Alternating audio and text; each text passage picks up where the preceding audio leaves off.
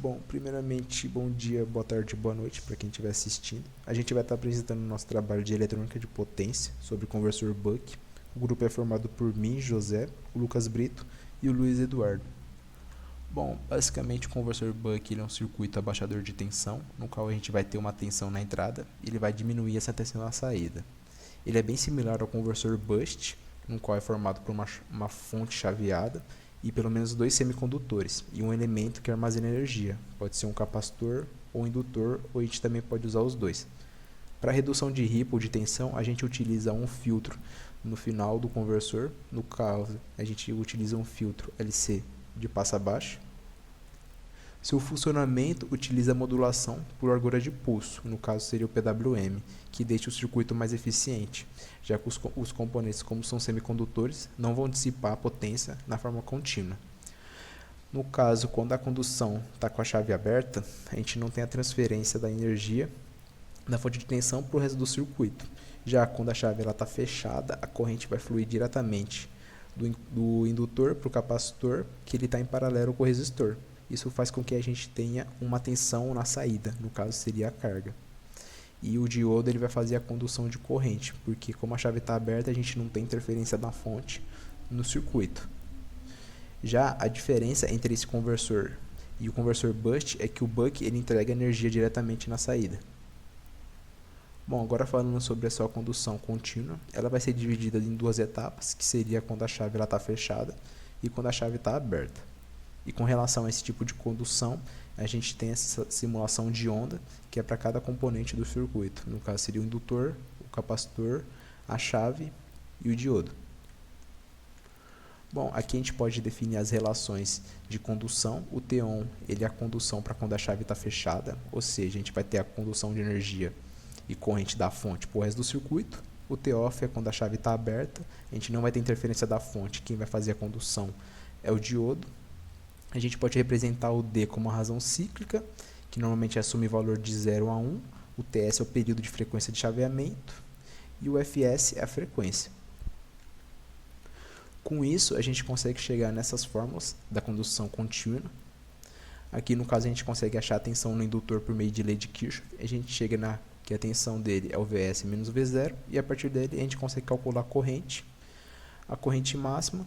Também a gente consegue determinar o valor de ondulação, ou o ripple, que seria a diferença entre a corrente máxima e a corrente mínima, e também a corrente no capacitor durante a primeira etapa, que seria essa quando a chave está fechada. E aqui a gente tem uma representação de como é a primeira etapa, como a chave está fechada. A gente tem a condução de corrente partindo da fonte para o resto do circuito, sendo do indutor para o capacitor, e o resistor que está em paralelo com o capacitor. Bom, agora na segunda etapa, nessa etapa a gente tem a desmagnetização do indutor com a tensão de saída. Com isso, a tensão no indutor ela vai ser negativa. Isso vai influenciar diretamente nas outras fórmulas, como uma fórmula de corrente, a fórmula de corrente mínima, máxima, a equação de Ripple também para determinar a ondulação de corrente, e também a corrente no capacitor, que pode ser descrita como o IL de T menos o I0. Aqui a gente tem uma representação da segunda etapa. Como a chave está aberta, a gente não tem influência da fonte, e quem vai fazer a condução de corrente vai ser o diodo. E como a gente não tem influência da fonte e o ciclo está inverso, a gente tem uma tensão negativa no indutor. Bom, agora falando do ganho estático, a gente pode representar o ganho estático do conversor por meio dessa fórmula, que a gente adquire por meio da integral da tensão no indutor no intervalo de condução contínua. E com isso, a gente consegue chegar no princípio de conservação de energia, já que a potência de entrada ela tem que ser igual à potência de saída. Com isso, a gente pode concluir, por meio dessa relação, que a corrente de saída e a corrente de entrada ela é inversa à relação da tensão. Isso faz com que o sentido de conservação de energia do sistema faz com que a potência de saída vai ser igual à da entrada. Logo, a tensão é menor na saída e a corrente ela deve ser aumentada para manter essa condição e a potência constante. Assim, a gente consegue também estabelecer a tabela de fórmulas durante a condução contínua, que são essas fórmulas de ganho estático, corrente média no indutor, ondulação, que seria o ripple, a ondulação na tensão do capacitor, corrente média na chave e corrente média no diodo. Antes de falar também sobre a condição descontínua, a gente pode estabelecer uma relação de dimensionamento do conversor. Primeiro a gente precisa definir os parâmetros de tensão, de entrada e saída, potência, frequência, o ripple e a tensão no capacitor. Com isso a gente tem que calcular a razão cíclica necessária, calcular a indutância, os esforços dos semicondutores e, por fim, dimensionar a capacitância. Olá, dando seguimento à apresentação, eu, Luiz Eduardo, vou apresentar sobre um modo de condução descontínua do conversor Buck.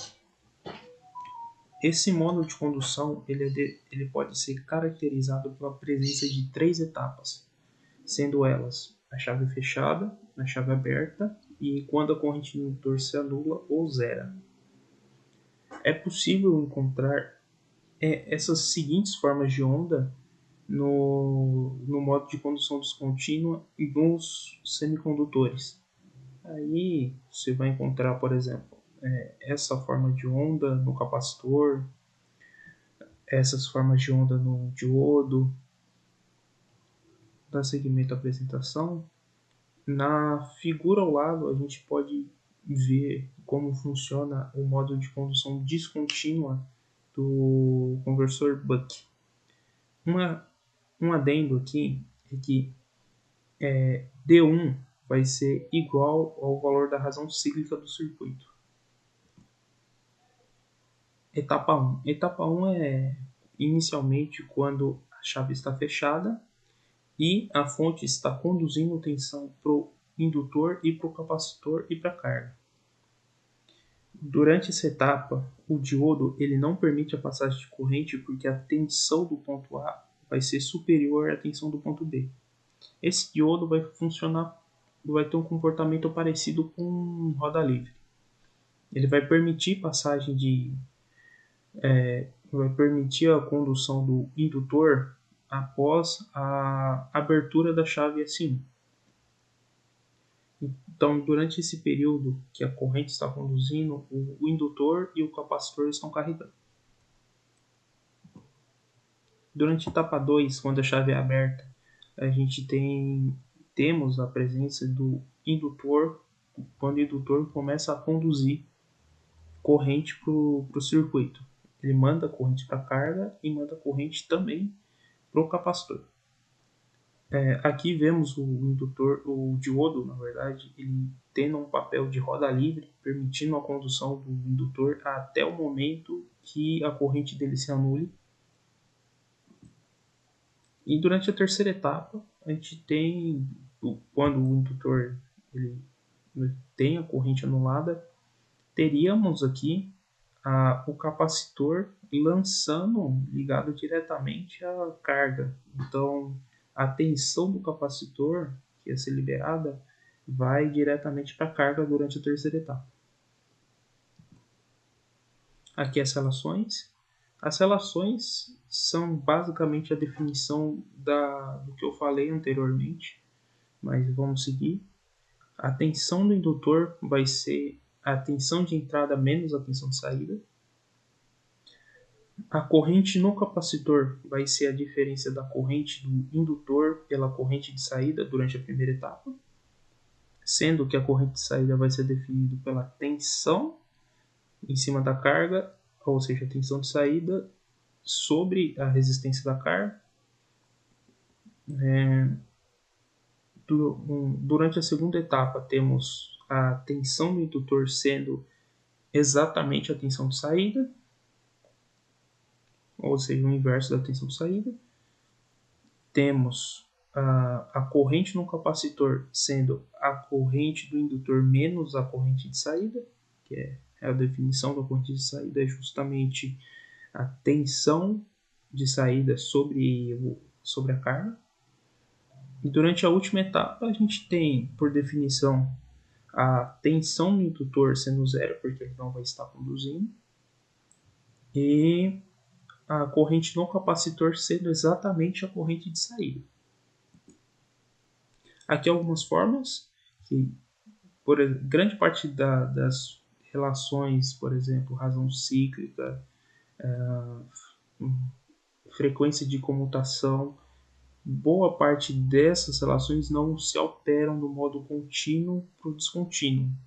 Porém, a presença da terceira etapa gera algumas novas relações e altera algumas relações também, como a gente vai ver no ganho estático. O ganho estático, por definição, é a relação da tensão média de saída pela tensão média de entrada. Portanto, aqui a gente percebe que no modo descontínuo a gente tem uma dependência, né? A dependência do valor do indutor e o valor da carga. Esses dois valores eles estão inteiramente ligados com o ganho estático do circuito. Uma vantagem de ter essa ligação muito próxima, essa relação muito próxima do indutor com o ganho estático, é que justamente a gente não vai precisar de indutores muito grandes para montar o circuito no modo de condução descontínua, o que facilita, por exemplo, no projeto do controlador do circuito.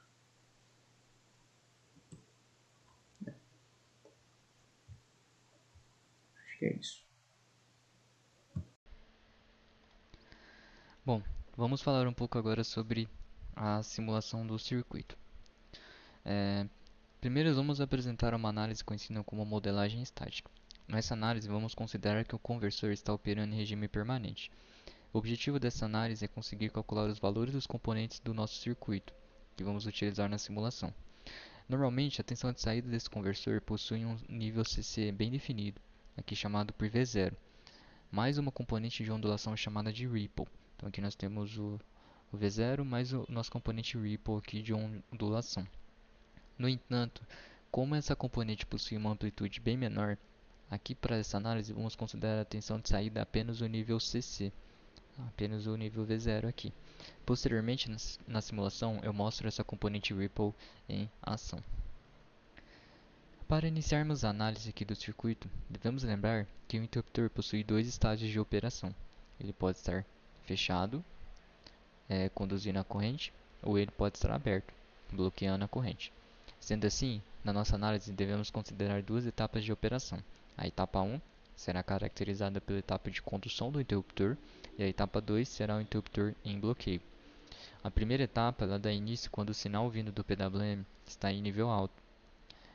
Analisando o circuito, podemos perceber que a fonte ela está conectada diretamente com o interruptor, que por sua vez é conectada ao indutor, que está conectado ao estágio de saída, aqui representado pelo capacitor e pela nossa carga. Nesse caso, o diodo ele fica reversamente polarizado, porque a tensão do seu cátodo é maior que a tensão do seu anodo, então não teremos circulação de corrente pelo nosso diodo. A fonte ela fornece energia para o indutor e para a carga. Como o indutor está armazenando energia em seu campo magnético, a corrente que passa por ele cresce de forma linear. Então aqui a gente pode verificar no gráfico que a corrente no indutor cresce de forma linear. A variação é calculada por Vin, que é a tensão de entrada, menos V0, que é a tensão de saída, dividido pela nossa indutância. Como o indutor conduz a mesma corrente que a do interruptor, então eles possuem a mesma forma de onda. Então aqui no segundo gráfico podemos ver a corrente no interruptor, ele tem a mesma forma de onda que a corrente no nosso indutor.